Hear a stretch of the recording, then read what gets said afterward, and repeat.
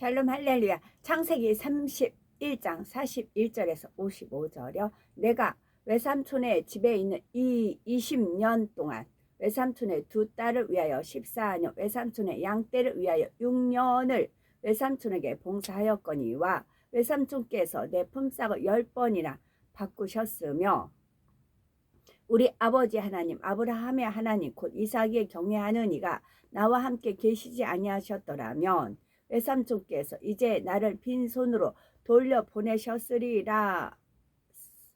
보내셨으리이다마는 하나님이 내 고난과 내 손의 수고를 보시고 어젯밤에 외삼촌을 책망하셨나이다. 라반이 야곱에게 대답하여 이르되 딸들은 내 딸이요 자식들은 내 자식이요 양떼는 내 양떼요 네가 보는 것은 다 내 것이라. 내가 오늘 내 딸들과 그들이 낳은 자식들에게 무엇을 하겠느냐. 이제 오라. 나와 네게 언약을 맺고 그것으로 너와 나 사이에 증거를 삼을 것이니라. 이에 야곱이 돌을 가져다가 기둥을 세우고 또 그 형제들에게 돌을 모으라 하니 그들이 돌을 가져다가 무더기를 이루매 무리가 거기 무더기 곁에서 먹고 라반은 그것을 여갈사하두다라 불렀고 야곱은 그것을 갈르엣이라 불렀으니 라반의 말에 오늘 이 무더기가 너와 나 사이에 증거가 된다 하였으므로 그 이름을 갈르엣이라 불렀으며 또 미스바라 하였으니 이는 그의 말에 우리가 서로 떠나 있을 때에 여호와께서 나와 너 사이를 살피시옵소서 함이라. 만일 네가 내 딸을 박대하거나 내 딸들 외에 다른 아내들을 맞이하면 우리와 함께 할 사람은 없어도 보라 하나님이 나와 너 사이의 증인이 되시느니라 함이었더라. 라반이 또 야곱에게 이르되 내가 나와 너 사이에 둔 이 무더기를 보라. 또 이 기둥을 보라. 이 무더기가 증거가 되고 이 기둥이 증거가 되나니 내가 이 무더기를 넘어 네게로 가서 해하지 않을 것이요 네가 이 무더기 이 기둥을 넘어 내게로 와서 해하지 아니할 것이라. 아브라함의 하나님 나홀의 하나님 그들의 조상의 하나님은 우리 사이에 판단하옵소서 하매 야곱이 그의 아버지 이삭의 경외하는 일을 가리켜 맹세하고 야곱이 또 산에서 제사를 드리고 형제들을 불러 떡을 먹으니 그들이 떡을 먹고 산에서 밤을 지내고 라반이 아침에 일찍이 일어나 손자들과 딸들에게 입맞추며 그들에게 축복하고 떠나 고향으로 돌아갔더라. 아멘. 하나님의 말씀을 알지 못하는 세상 사람들 중에도 겉으로 볼 때는 참 온유해 보이고 오래 참는 사람이 있습니다.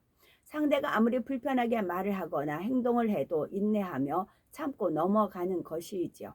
그래서 법 없이도 살 사람이라는 말을 듣기도 합니다. 그러나 이런 사람도 참고 참다 보면 나중에는 한꺼번에 폭발해 버리는 것을 봅니다. 그동안 단지 마음 안에 감정을 눌러 참은 것이었지만 정말 마음 중심에서 이해하고 용서하며 넘어간 것이 아니었기 때문이었지요. 하나님 앞에서 이런 사람은 선한 것도 아니고 영적으로 오래 참음의 열매가 맺힌 것도 아닙니다. 영적으로 오래 참음의 열매가 맺힌 사람은 불편하지만 억지로 눌러 참는 것이 아니라 상대를 이해해 버리고 품어버리기에 불편한 감정도 없고 참아야 할 것도 없는 사람이지요. 야곱도 오랜 세월 라반의 집에서 봉사하며 모든 상황을 참고 인내하며 견뎌왔지만 그것이 영적으로 오래 참음의 열매가 맺혀서 행한 것이 아니었기에 이제 기회를 만나게 되자 그동안 참았던 불평이 마치 봇물이 터진 듯이 쏟아져 나오고 있습니다. 지난 시간에 살펴본 대로 라반은 자신을 피해 도망한 야곱을 추적하여 마침내 야곱과 만나게 되었죠. 야곱은 라반에게도 말도 없이 떠나온 입장이니 라반의 책망을 듣고도 변명하기에 급급했고 라반이 자기의 드라빔을 찾고자 할 때도 순순히 모든 것을 다 수색하도록 허락을 했습니다. 그리고 라반의 드라빔을 훔쳐온 사람이 있으면 그 사람은 죽을 것이라고까지 맹세를 하죠. 야곱은 자신이 불리한 상황에서 라반의 기세에 눌려 최대한 그의 마음에 맞춰주고 있는 것입니다. 그런데 라반이 샅샅이 수색을 해도 결국 드라빔을 발견하지 못하자 상황이 어찌 되었겠습니까? 애매한 사람을 도적으로 몰았으니 라반은 무한한 입장이 된 것이고 야곱은 오히려 전세를 역전시킬 절호의 기회를 잡은 것이지요. 이런 좋은 기회를 놓칠 야곱이 아니었던 것입니다. 그래서 즉시로 라반에게 노를 바라고 책망까지 하며 그동안 쌓였던 감정을 쏟아놓게 되지요. 자신이 그동안 얼마나 성실하고 충성되게 라반의 양떼를 돌보았으며 그로 인하여 라반이 큰 유익을 보았음을 말했습니다. 또한 자신은 그렇게 충성스럽게 섬겼는데도 라반은 간교하게 품값을 변역하며 자신을 홀대했다고 책망하는 것이었지요. 그러면서 자신의 말이 정당함을 주장하고자 하나님의 이름까지 끌어들이고 있습니다.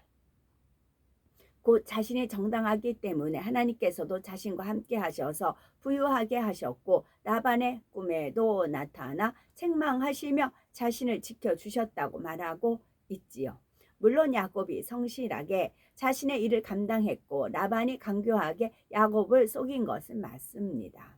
그러나 야곱이 라반에게 부당한 일을 당하면서도 진작부터 따지지 않고 참았던 것은 선한 마음으로만 참은 것이 아니었음이 이 사건을 통해 분명히 드러나고 있지요. 자신이 얹혀 사는 처지에 있고 아쉬운 입장이 있으니 불만이 있다 해도 꾹꾹 참을 수밖에 없었던 것입니다. 그런데 이제는 더 아쉬울 것도 없고 더구나 라반이 불리한 입장인 것처럼 보이자 마음껏 서운함을 표현하고 있죠. 이런 야곱의 모습을 볼 때 하나님 앞에서 온전하다 인정받기에는 아직은 많이 부족하다는 사실을 알 수가 있습니다. 야곱의 할아버지인 아브라함의 경우를 생각해 보면 육의 사람과 영의 사람이 얼마나 다른지를 깨달아 볼 수가 있습니다. 아브라함이 블레셋 족속의 땅에 거주하고 있을 무렵 아브라함의 세력이 왕성해지자 그랄 왕 아비멜렉이 화평을 다짐받기 위해 아브라함을 찾아왔습니다. 아브라함은 자기 본토를 떠나 이방 민족의 한 가운데 거하고 있었지만 하나님께서 함께 하시는 증거가 뚜렷하게 나타나자 이방 민족 중에 왕이라 할지라도 아브라함을 두려워하게 된 것이었지요. 그래서 아비멜렉 왕도 이러한 아브라함과 화친을 맺기 위해 찾아왔던 것이고 이 아브라함은 그의 요청을 순순히 들어줍니다.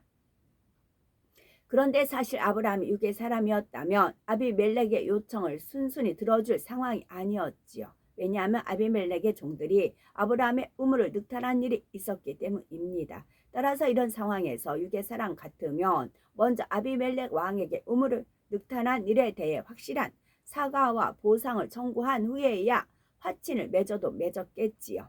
그러나 아브라함은 그러지 않았습니다. 먼저 아비멜렉의 요청에 따라 내가 맹세하리라 하고 화친을 허락한 후에야 비로소 우물에 대한 이야기를 꺼내었지요. 이는 아브라함이 얼마나 화평을 쫓기 원하는 사람이며 결코 상대의 약점을 가지고 공격하는 사람이 아니라는 사실을 말해줍니다. 아브라함 당시에 유목을 하는 사람들에게 있어서 우물을 늑탈한다는 것은 너무나 중요한 문제였고 큰 분쟁을 야기할 수 있는 충분한 이유가 됩니다. 이런 경우 만약 육의 사람이라면 상대의 요구대로 화친을 맺기 전에 상대의 잘못을 책망하고 보상을 받으려 하겠지요. 자신이 유리한 입장에 있는 상황을 10분 활용하여 보상을 크게 받으려고 하기 마련입니다. 그런데 아브라함은 그렇지 않았다는 사실입니다. 먼저 상대의 요구를 들어줘 마음을 편하게 해준 후에 비로소 상대의 잘못에 대해 책망을 했던 것이지요. 그리고 그 일에 대해 사실 아비멜렉은 확실하게 사과를 한 것이 아님에도 아브라함은 그 선에서 일을 마무리 짓습니다. 창세기 21장 26절 아비멜렉이 가로되 누가 그리하였는지 내가 알지 못하노라. 너도 내게 구하지 아니하였고 나도 듣지 못하였더니 오늘이야 들었노라 했지요. 자신은 몰랐다고 변명을 하는 것이며 오히려 아브라함에게 왜 오늘에야 그 이야기를 하느냐는 듯이 슬쩍 탓을 돌리고 있습니다. 그럼에도 아브라함은 이 문제를 더 이상 확대해서 문제 삼은 것이 아니었고 먼저 양과 소를 취하여 아비멜렉에게 주며 둘 사이에 화친의 언약을 세웠던 것이었지요. 이 얼마나 큰 마음이며 모든 사랑과 더불어 화평을 쫓기 원하는 진리의 마음입니까? 아브라함은 하나님의 은총으로 인해 자신이 우위에 서게 되었다고 해서 결코 교만하거나 거만해지지 않았습니다. 자신에게 유리한 상황을 이용해서 자기 유익을 구하려 한 것이 아니라 모두가 다 유익을 얻기를 원했지요. 또한 중심에서 상대를 섬기며 이해하고 용서하며 화평을 이루려는 마음이었습니다. 이처럼 마음의 진리가 온전히 임하여 상대가 설령 불의할 때라도 인내하며 화평을 구했던 아브라함과 비교해 본다면 왜 야곱이 계속해서 연단을 받아야 하는지 그 이유를 깨달을 수가 있는 것입니다. 물론 야곱이 아직 온전하지 않음에도 하나님께서 야곱을 축복하셨고 위태한 상황에서도 야곱을 지켜주셨습니다. 이는 야곱의 행함이 성실했기 때문이기도 하지만 무엇보다도 그 아비 이삭의 축복 기도를 보장하시기 위한 것이었습니다. 하나님께서 보장하시는 이삭을 통해 장자의 축복을 빌어 주었기에 하나님께서는 그 기도를 보장해 주셨던 것입니다. 그러나 이렇게 보장받는 기도 안에서 축복을 누릴 수 있었던 야곱의 경우와 온전히 진리로 이룬 가운데 직접 하나님의 축복을 받은 아브라함의 경우와는 축복의 차원이 달랐던 사실을 알아야 합니다. 우리도 마찬가지입니다. 아직 영으로 들어오지 않은 분들도 나름대로 아버지 앞에 믿음으로 행할 때에는 공간 안에서 보장받는 가운데 분야 축복들을 받아 영광을 돌리지요. 그러나 우리 자신이 직접 영으로 들어올 때는 그 축복의 차원이 전혀 달라지고 온 영으로 들어올 때는 또 달라집니다. 영으로 들어오고 온 영으로 들어와서 축복을 받을 때 그렇지 않을 때에는 차원이 달라진다는 것입니다. 상황이 라반에게 좀 불리해졌다 싶으니 야곱은 자신의 입장에서 정당성을 주장하며 라반의 잘못을 책망하고 있습니다. 그러면 이때 라반은 어떻게 할까요? 네 말을 들어보니 내가 정말 잘못했구나 하고 사과를 했을까요? 아니면 민망하여 잠잠히 듣고만 있을까요? 그럴 리가 없지요. 야곱이 자기 입장에서만 말하는 것처럼 라반 역시 자기 입장에서만 생각하기 때문에 얼마든지 할 말이 있습니다. 창세기 31장 43절에 라반이 야곱에게 대답하여 가로되 딸들은 내 딸이요 자식들은 내 자식이요 양떼는 나의 양떼요 네가 보는 것은 다 내 것이라 내가 오늘날 내 딸과 그 낳은 자식들에게 어찌할 수 있으랴 했지요. 이 말이 무슨 뜻일까요?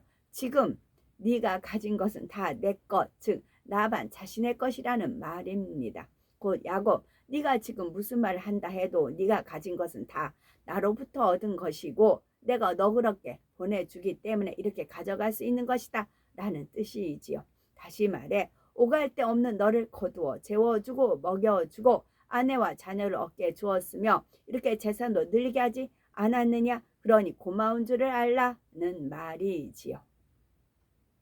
이처럼 라반과 야곱은 서로 간에 한치의 양보도 없이 자신의 관점, 자신의 입장에서만 보고 자신만이 옳다고 주장하고 있습니다.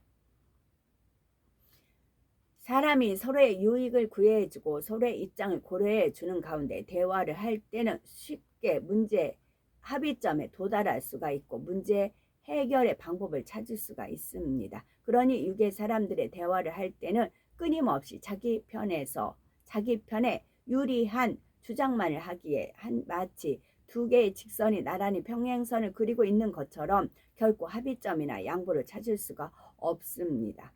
자기 유익만 구하고 자기 입장에 유리한 대로만 말하기에 논쟁이 끝없이 계속되고 결국은 서로 간에 감정만 상하기 마련입니다.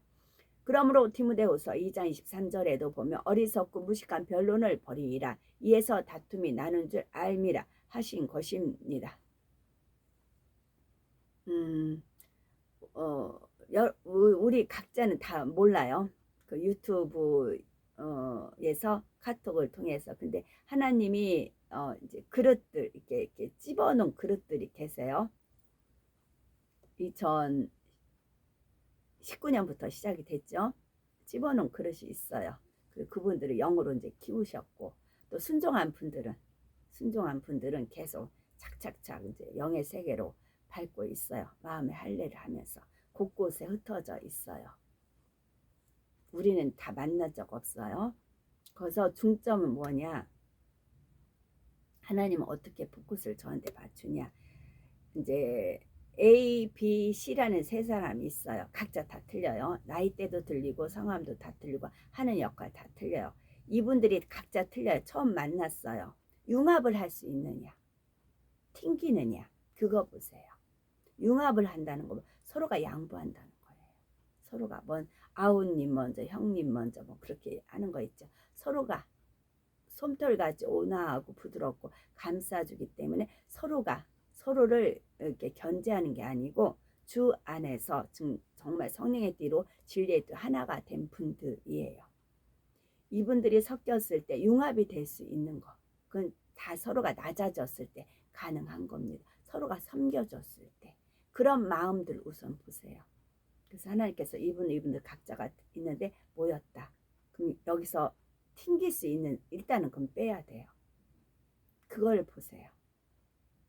다 지체가 있죠. 다 자기 역할만 충실히 하는 겁니다.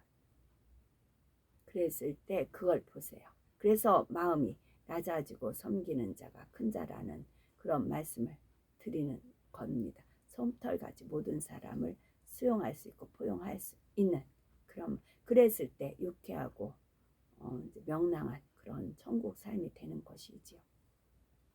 그런 뾰족한 부분이 있다면, 내가 머리 대고자 하고 내가 으쓱하고 하고자 하는 분이 있다면 그는 아직 본인이 깨져야 됩니다. 철저히 통해 자복하시 영적 교만이거든요.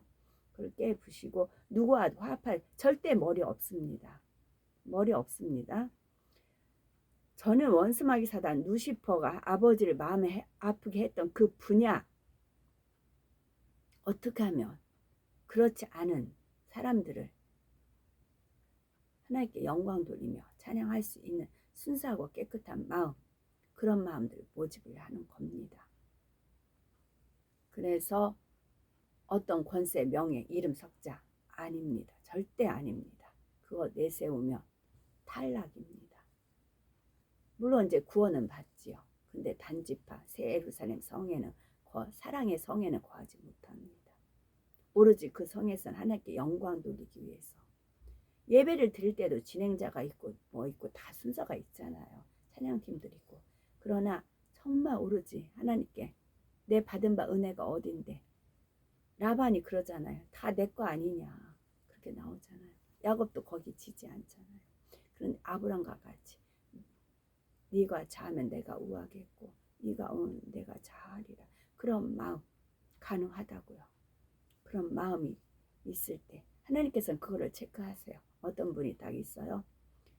그러면 저분하고 이분하고 있다. 그러면 어떻게 서로 섬기죠. 그럼 저분하고 이분이 튕기죠. 그렇게 나온다. 그렇게 하신다고요. 하나님은 그 비전이세요. 우리 각자가 모르기 때문에 제가 드리는 말씀입니다. 그래서 제가 관여하지, 어떤 분이 영으로 온영으로 들어가는지 저는 관여하지 않는단 말이에요. 그리고 이름 석자 외우려고 하지도 않고 알려고 하지도 않아요. 저는.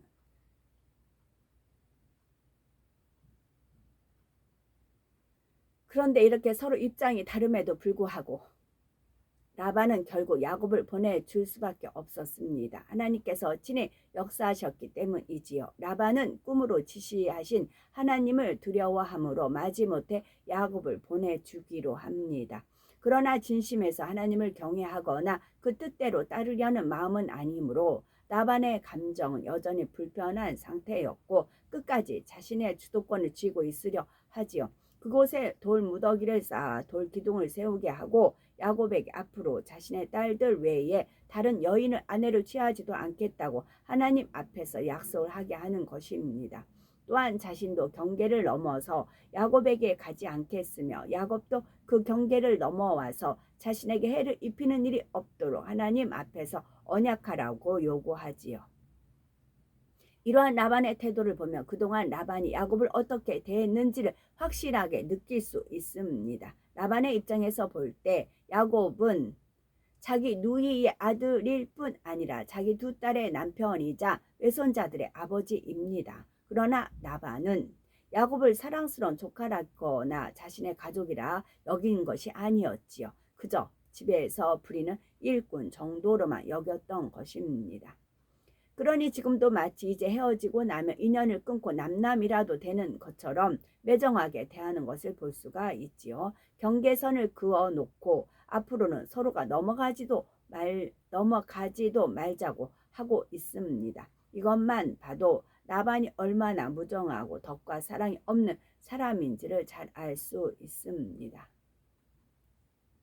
비록 전혀 혈연 관계가 없는 외인이라 해도 20년간을 한 집에 살면서 우리를 위해 일해 주었다면 그를 어떻게 대해 주시겠는지요. 그를 전혀 남남으로 여기며 상대가 잘못을 범하거나 불편한 일이라도 생기면 즉시 내쫓아 버리려고 하시겠는지요. 선한 마음이라면 그러지는 못할 것입니다. 옛날 사람들 중에는 자기 집에서 일하던 종이라 해도 오랫동안 일한 후에 자유롭게 내보낼 때는 정당한 품삯 외에 장사 미천이라도 쥐어주며 내보내었던 것을 볼 수가 있었지요.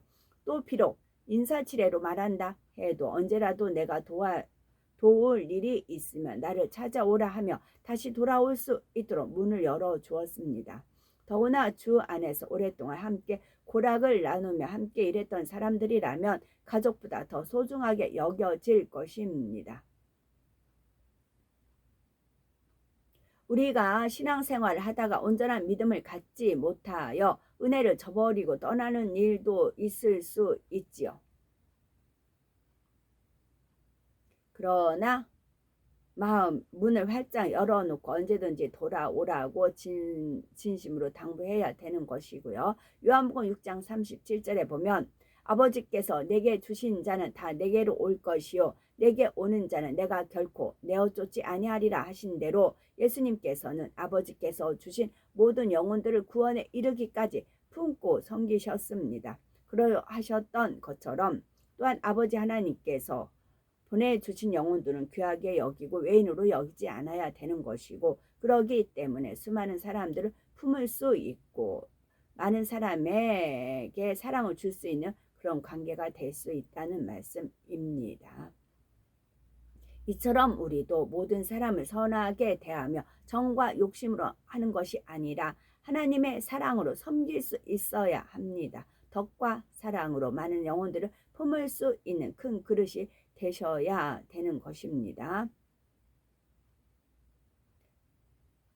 로마서 12장 21절에 악에게 지지 말고 선으로 악을 이기라는 말씀을 명심하여 설령 우리가 은혜를 악으로 갚으려는 우리의 은혜를 악으로 갚으려 하는 사랑까지도 온전히 품을 수 있는 깊은 선의 차원으로 신속히 들어오는 우리가 되어야 되겠습니다. 라반이 야곱과 자신의 사이에 선을 긋고자 할 때 야곱도 그것을 좋게 여김으로 그대로 받아들입니다. 야곱도 라반에 대해 애정이 있는 것이 아니고 라반이 좋은 마음을 가진 사람이 아니었기에 차라리 서로의 영역을 구분하는 것이 자신에게도 편하고 유리하다고 생각했기 때문이지요. 라반의 마음도 무정하지만 라반의 요구를 이렇게 얼른 받아들이는 야곱도 하나님 앞에서 결코 선한 마음은 아닙니다. 예를 들어 직장이든 혹은 다른 모임이든 어떤 사람이 우리와 마음이 맞지 않아서 자꾸 우리를 찌르고 번거롭게 한다고 가정해 봅니다. 이것저것 지적하고 간섭하며 늘 우리를 어렵게 함으로 불편을 주는 사람이지요. 그런 사람과 화평을 이루려고 하다 보니 늘 희생하며 섬겨주어야 하지만 그렇게 한다 해서 우리에게 유익이 되는 사람도 아닙니다. 그런데 이런 사람이 이제 더 이상 어떤 간섭도 안 하고 무정하며 냉랭하게 대해온다면 우리 마음은 어떻게 되시겠는지요. 어떤 사람은 이런 상황에서 차라리 잘됐다 하며 가만히 두는 것을 봅니다. 어떻게든 상대와 화평을 이루려고 노력하기보다는 내 편에서 먼저 멀리한 것이 아니므로 내 잘못도 아니고 이렇게 있는 것이 나에게 편하니 그냥 가만히 있자 하는 것이지요. 그러나 온전한 선의 마음이라면 상대가 섬김받기 원하고 까다롭다 해도 상대를 불편하게 여기지는 않을 것입니다. 편안한 마음으로 상대에게 맞춰주고 섬겨줄 수가 있지요. 상대가 나를 이유 없이 차갑게 대한다 해도 내 편에서 먼저 상대의 마음을 풀어주고자 합니다. 상대의 악으로 인한 것이고 나에게는 손해볼 일이 없다 해도 상대의 마음이 불편하기를 원치 않기 때문이지요. 이것이 선이고 사랑입니다. 이런 마음이라면 아무리 까다로운 상대라 해도 결국에는 우리 안에 품어져 들어올 것이고, 설령 상대가 너무 악해서 끝까지 악으로 행한다 해도 하나님께서 우리를 기뻐하심으로 축복으로 갚아주신다는 사실입니다.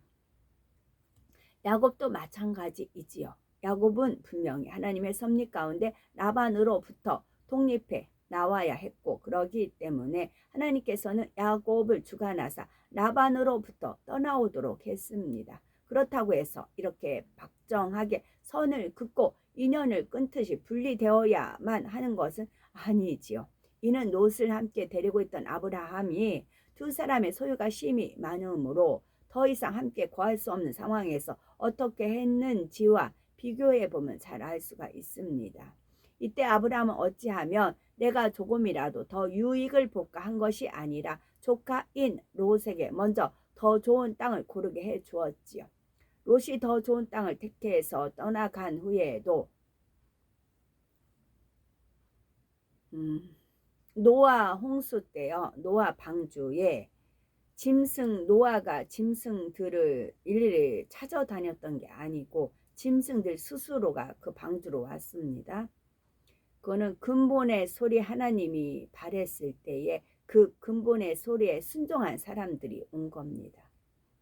그래서 그 많은 짐승들이 있었지만 방주에 들어온 짐승들만 구원을 받은 거예요, 나름대로는. 그래서 그 이제 퍼뜨린 거지요. 많은 짐승들이 있었지만, 하나님의 근본의 소리가 바랬을 때에 들어온 겁니다. 그럼 제가 이제 그 말은 이제 광화문이에요. 광화문은 빛의 꽃이 있는 문이에요. 빛의 꽃이에요. 빛의 꽃이고 또 화자가 델와 빛이 되다는 그런 문이고, 그래요. 여러 가지 그런 하나님께서 숨겨놓은 그런 뜻이 있어요. 그 숨구멍이고 그래요. 처음에 아가가 태어나면 머리에서 숨을 쉬잖아요. 그래서 머리에 숨구멍이다. 머리는 글소이잖아요. 그렇게 됩니다. 그래서 제가 거기서 이제 이제 통성기도도 있고 찬양도 있고 할 때는 하고 소리를 냅니다. 그래서 소리했을 때 저는 핍박을 너무 많이 받았어요. 그게 막 그게 소리 나고 시끄럽다고 막 그래요. 그럼 그 영이 벌벌 떠는 겁니다. 어느 때는 하고 소리 질 때는 용이다. 용이 불을 품거든요. 불을 품거든요. 자, 네가 용이다. 그 용이 입을 여서 불을 품는다. 그래서 제 안에 불이 있어. 불을 하고 품는다. 그렇게까지 묘사를 하세요. 그런 마음으로 기도. 지금 이제 그런 전에 기도하게끔 하신 적이 있어요. 용이 불을 확 품어요. 그러면 불은 이제 살리는 불도 있지만 소멸하는 불도 있죠. 그 영이 이제 벌벌 떠니까 싫으니까 저를 이제 막 핍박하는 그런 경우가 있었어요. 그래서 소리가 온 땅에 통하고, 그래서 그 소리를 먹으면 빛으로 하나님이 계셨잖아요. 그 근본의 하나님이셨잖아요. 그게 잠깐 저한테 이제 임재를 하셔서 하나님 역할을 사역을 하시는 겁니다. 그래서 소리를 바라게 하십니다. 그럼 소리를 딱 바라면 그 소리가 지나가는 사람도 들리고 이제 그래요. 지금은 몰라, 잠재되어 있어요. 지금은 잠재되어 있습니다. 그러면 주 예수를 부르는 자마다 구원을 받는다 하나님 말씀이 있어요. 주 예수를 이름을 부르는 자마다 구원을, 영접한 자, 곧 그 이름을 믿는 자들에게는 하나님의 자녀가 되는 권세를 주셨느니라 말씀이 있어요. 지금 씨를 뿌리는 겁니다. 근데 씨를 뿌리는데 이게 1년 2년 가서 하는 게 아니에요.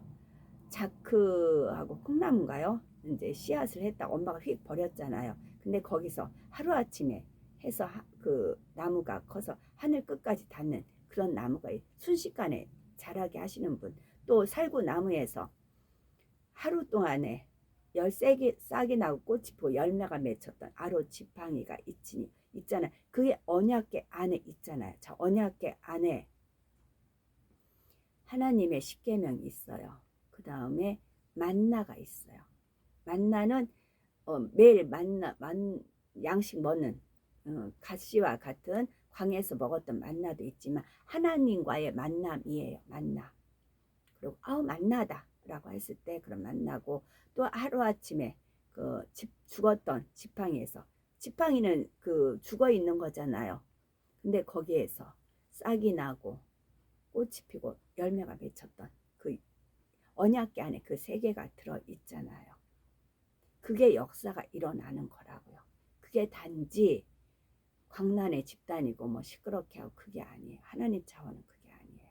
이거를 제가 이제 받아들이는 분이 있기 때문에, 그래서 그게 비록 작은 표본이 아무리 거대한 아파트를 진다, 백동을 되는 아파트를 지은데도 모델 하우스는 적어요. 그 모델 하우스 안에 다 있어요. 21평부터 33평, 몇 평까지 60평, 90평, 100평까지 99평까지 다 있어요. 그 모델 하우스 안에. 그 모델 하우스 안에 가야 내가 어느 집에 살 것인가. 그건 지극히 적은 표본이잖아요. 그와 같아요. 하나님은 그와 같은 역사를 펼치세요. 하나님이시기 때문에요. 그래서 소리를 딱 바라고 이제 손에 했을 때 이제 빛이 나가는 거지요. 그랬을 때 이제 아닌 사람들은 외면을 해요. 제가 이제 신호등 걸렸을 때 보고 하면, 그런데 다 씨를 뿌리는 겁니다. 그러면 죽었던 지팡이에서 싹이 나고 열매를 맺듯이 하나님을 만나는 역사가 일어나는 겁니다. 그래서 어릴 때 한 번이라도 교회 가본 사람이 있고, 식구 중에 교회란 사람이 있고 다 있잖아요. 잠재적으로 씨가 있잖아요. 그게 하루아침에 우무트고 싹이 나는 겁니다. 그랬을 때에 어디에서 어떻게 주님이 이제 공중 강림을 하신다고 하잖아요. 구름을 타고. 근데 주 예수 이름을 부르면 누구나 구원을 받는다 되어 있잖아요. 그때 내 안에 씨가 있으니까 눈이 이끌려서 순간 하늘을 보는 겁니다. 우리가 막 찬양을 하면 지나가던 그 신호등에 걸 사람들 막 보잖아요. 이끌려서 보잖아요. 또 반대편에서 시끄럽게 또 세상적인 노래도 부르고 그러잖아요. 그랬을 때 그것이 그냥 아니라고요. 하나님 공짜 없어요. 아주 주도 면밀하게, 진짜 면밀하게 일하셔가지고 이렇게 해서 씨를 뿌려서 그분들이, 그게 전도예요. 지금 광활한 그런 광장에서 전도를 하는 거지요. 그래서 그 소리를 머금고 들은 사람들이, 동물들이 근본의 소리를 듣고 방주로 왔듯이 그 근본의 소리 할 사람들은 우린 몰라요. 하나님만이 예전 가운데 계시지요. 그래서 그들이 그 소리에 반응을 해서 순간에 이끌려서 딱 눈을 보는 겁니다. 하늘을 보니까 와, 주님이 공중 강림하셨어. 그러니까 믿어지는 거죠. 순간에 딱 믿었어요. 영접을 했어요. 그러면 올라가는 겁니다. 한편 강도같이. 한편 강도를 했잖아요. 주님이 한편 강도. 그때 구원 받았잖아요. 그와 같은 역사가 일어나는 겁니다. 하나님은 지극히 작은 것이에요. 그러셨어요. 하나님께서 말씀에 지극히 작은 것에 충성된 자가 큰 것에도 충성됐다. 말씀에 기록되었듯이 나도 그렇다 하셨어요. 나도 지극히 작은 것에 충성한다. 저한테 그렇게 가르쳐 주시. 나도 그렇다 그러셨어요. 그러나 지극히 작은 것에 불의한 자는 큰 것에도 불의한다. 원수마귀 사단 루시퍼 지극히 작은 것에 불의했다 했죠. 그러나 큰 것에 불의한 겁니다. 하나님도 지극히 작은 것에 충성하시는 것 뿐이십니다. 저는 거기에 순종을 하는 것이고요. 저는 거기에 순종을 합니다. 그랬을 때 그런 역사가 펼쳐지는 것입니다. 그래서 더 양식들 삼으시고 더 천국을 침노하시고 이제 더 믿음대로 더 이제 순수하게 깨끗하게 진실되게. 그래서 그 찬양 이제 오직 예수만, 그 찬양도 감사하고 금그릇이냐 은그릇이냐 그것도 저 찾아가지고 녹음하려고 합니다. 그런 마음 들이시면 돼요. 찬양 따로 행함 따로 그게 아니고, 저는 어떤 분이 막 찬양을 하면 그게 진짜 그 사람 마음으로 부르는 줄 알았어요. 근데 그게 아니었어요. 감정팔이였어요. 나훈아 같이 감정팔이에 불과했어요. 그러지 마시고 내가 찬양한 그 고백대로 이루시면 되지요.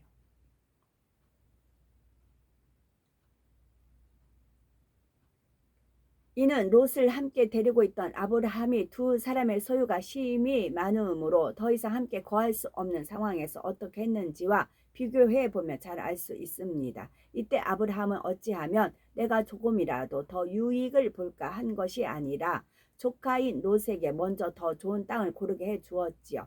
롯이 더 좋은 땅을 택해서 떠나간 후에도 내 편에서는 할 도리가 다 했다 하면서 롯에 대해 무관심했던 것이 아닙니다. 조카 롯이 잘 지내고 있는지 늘 소식에 귀를 기울이고 있던 아브라함이었고, 조카 롯이 포로로 잡혀갔다는 소문을 들었을 때는 앞뒤 생각하지 않고 즉시로 추격하여 롯을 구해주기로 했지요. 이처럼 늘 롯이 어떻게 지냈는지를 살피며 마음을 써주는 모습이었습니다. 그러기 때문에 소돔성이 심판받을 때도 하나님께서는 아브라함을 생각하사 롯과 그의 가족들에게 구원의 길을 열어주셨던 것이지요.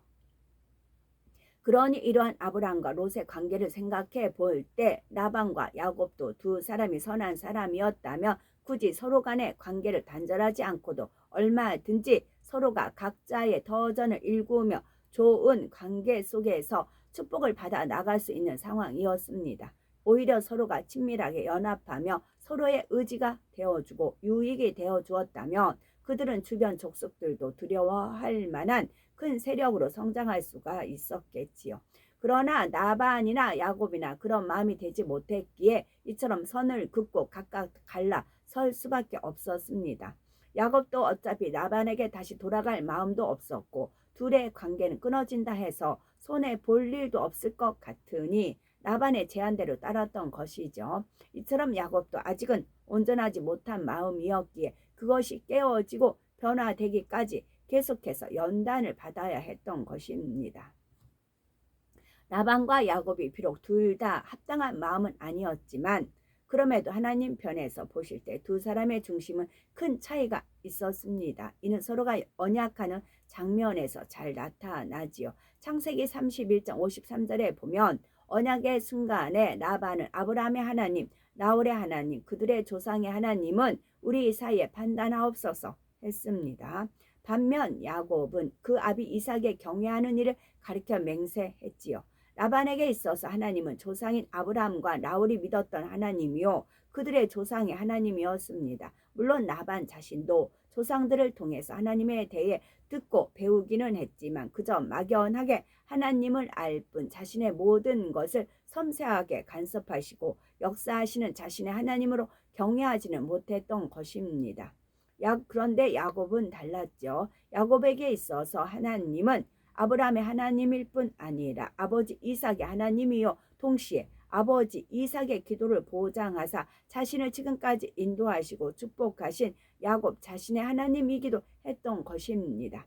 야곱의 신앙은 머리로만 아는 지식적인 신앙이 아니라 살아 역사하시는 하나님을 마음으로 믿고 경외하는 신앙이었던 것입니다. 또한 54절에 보니 야곱이 또 산에서 제사를 드리고 형제들을 불러 떡을 먹이니 그들이 떡을 먹고 산에서 경야하고 했습니다. 어떤 언약을 함에 있어서 라반은 말로만 하고 그쳤지만 반면에 야곱은 하나님 앞에 제사를 드림으로 언약에 대해 하나님 앞에서 확증을 받고자 했지요. 사람 사이의 언약은 파기하면 그만이지만 하나님 앞에서 인친 언약은 하나님께서 보장하시는 것을 믿었기 때문에 야곱은 이처럼 하나님 앞에 제사를 드림으로 하나님의 인정을 받으려 했던 것입니다.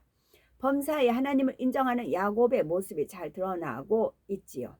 신실한 아브라함과 이삭을 통해 배운 참된 신앙이 야곱에겐 이처럼 명심이 되어 있었던 것이고 집을 떠난 지 20년이나 지났을지라도 이러한 신앙은 변하지 않았다는 사실입니다. 이와 같은 중심이었기에 하나님께서는 야곱을 택하여 연단하시고 변화시키심으로 그로부터 하나님의 선민이 나오게 하셨던 것입니다. 이렇게 해서 서로의 언약을 다진 후에 라반은 자신의 고향으로 돌아갔고 야곱도 그리운 아버지의 집을 향해 걸음을 재촉합니다. 그러나 그 앞길에 기다리는 것은 두 팔을 벌려 환영하는 가족의 사랑이 아니라 생명을 위협하는 큰 시련이었지요. 20년을 연단받고도 아직 자기가 남아있는 야곱에게 이제는 정말 철저히 깨어지고 변화되어야 하는 결정적인 순간이 다가오고 있었던 것입니다. 과연 야곱의 앞에는 어떤 사건이 기다리고 있었겠는지요. 야곱은 20년 동안 많은 연단을 받았습니다. 라반 같은 사람 밑에서 그 마음을 맞추며 섬겨야 했으니 얼마나 자신을 쳐서 복종시켜 왔겠는지요. 얼마나 낮아지고 인내함이 온유해졌겠는지요. 그러니 겉모습만 볼 때는 마치 연단을 통해 아름답게 변화된 것처럼 보일 수도 있었습니다. 그러나 아직은 그 중심이 온전히 변화된 것이 아니기에 변화되지 못한 육의 속성이 드러날 수 있는 상황이 되자 육적인 모습들이 드러나는 것을 보게 되지요. 하나님께서는 이것조차도 없기를 바라시는 것입니다. 이는 우리에게도 마찬가지입니다. 성결의 말씀을 듣고 기도해 나가는 분이라면 시간이 지나면서 자신이 변화되는 것을 느끼게 됩니다. 교만하고 들레던 모습이 겸손하고 섬기는 모습으로 변하고 자기 고집과 자기 의의를 주장하던 모습이 양보하며 화평을 쫓는 마음으로 변화하지요. 거짓되고 간사하던 모습이 진실하고 정한 마음으로 변화됩니다. 이렇게 변화되고 있는 자신의 모습을 보면 전과 비교하듯이 뿌듯한 마음이 들 수도 있지요. 이처럼 변화되게 하신 하나님의 은혜에 감사하며 더 온전해지기 위해 힘을 얻어 달려가는 것은 너무나 좋은 일입니다. 그러나 혹여라도 내가 이렇게 기도하고 금식하여 오늘날 이만큼 변화되었다, 내가 이만큼 온전해졌다, 이렇게 자만함으로 자칫 신앙이 정체되어 있어서는 안 됩니다. 겉으로 보기에는 변화되었다 해도 자신이 정말로 육을 다 벗어버린 것인지 아니면 단지 드러낼 상황이 아니라서 눌러놓고 있는 것인지 깨달아 보아야 합니다. 드러낼 상황이 아니라서 눌러놓고 있는 것인지, 이게 앙금이에요. 가라앉아 있는 거. 이걸 긁어내야 돼요. 사람이 금식을 하면 기운이 없어서라도 잠시 온유해진 것 같아 보이지만 음식을 먹고 힘이 나면 이내 혈기도 다시 나오는 것을 보게 되지요. 이런 것처럼 연단 가운데서 낮아지고 눌러 있어서 잠시 주춤하여 악을 바라지 않고 있는 경우도 있고, 혹은 말씀을 들은 지식이나 자신의 교양과 체면 속에서 외면적으로만 눌러놓고 있는 경우도 있습니다. 또는 육을 많이 벗고 자아가 죽어졌다고는 하지만 아직 온전히 영으로 변화되기 전에는 결정적인 상황을 만났을 때 다시 악이 드러나는 것도 볼 수가 있지요. 그러므로 자기의 자기 유익을 구하는 마음 등 육에 속한 모습이 1%라도 없는 온전한 영의 차원에 이르기 전까지는 부단히 육을 벗기 위한 싸움을 싸워 나가야 합니다. 그래서 자기 보기에 착하고 선하며 믿음이 있다고 해서 되는 것이 아니라 고린도후서 10장 18절에 옳다 인정함을 받는 자는 자기를 칭찬하는 자가 아니오 오직 주께서 칭찬하시는 자니라 하신 대로 주님 앞에 인정을 받아야 하는 것입니다. 이와 같은 우리 모두가 되셔서 아버지 하나님의 사랑과 보장 속에 살아간 우리가 되어야 되겠습니다. 근데 칭찬으로 사람을 실현한다, 칭찬으로 사람을 단련한다는 말씀도 있답니다. 아멘.